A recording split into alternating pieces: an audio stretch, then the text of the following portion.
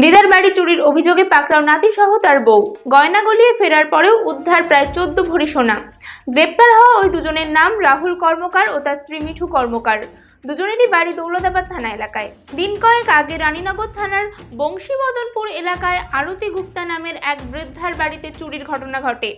চোর ওই বাড়িতে ঢুকে একটি বাক্স ভেঙে মোট 15 ভরি সোনা গয়না নিয়ে চম্পট দেয়। ঘটনার পর থানায় অভিযোগ করেন ওই বৃদ্ধা। ওই অভিযোগের ভিত্তিতে তদন্তে নামে রানীনগর থানার পুলিশ। প্রথম থেকেই তাদের সন্দেহের নজরে ছিল ওই বৃদ্ধার নাতি। পুলিশ সূত্রে জানা গিয়েছে, ওই গয়না চুরির পর রীতিমতো তা বহরমপুরের একটি সোনার দোকানে গলিয়ে ফেলে, কিন্তু শেষ পর্যন্ত শেষ রক্ষা হয়নি। পুলিশের জালে পড়তে হয়েছে তাদের। পুলিশের টানা জিজ্ঞাসাবাদে নিজেদের কুকর্মের কথা স্বীকার করেন তারা।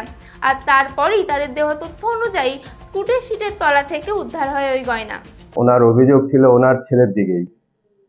তো এটা আমরা একটা কেস করি। কেস করার পর আমরা তদন্ত শুরু করি। তাতে ওর ছেলের ইনভলভমেন্ট আমাদের কাছে আসে।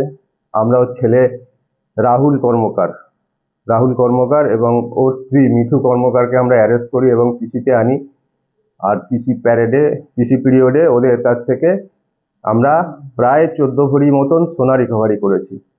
আর সব সোনাগুলোই সেই চুরি যাওয়া সোনাই, এবং এটা আমরা গতকালই রিকভারি করেছি। খুব অল্প সময়ের মধ্যেই পুরো রিকভারিটাই প্রায় আমরা করে ফেলেছি। সুনিতা, মুর্শিদাবাদের সর্বকালের সেরা এবং ঐতিহাসিক বস্ত্র প্রতিষ্ঠান। বিয়ের কেনাকাটা থেকে শীতের পোশাক, নামি ব্র্যান্ড, সেরা দাম, একটাই নাম সুনিতা। হাঁটু নিয়ে যন্ত্রণা আর নেই ভাবনা, আপনার শহরে হাজির উপাসনা।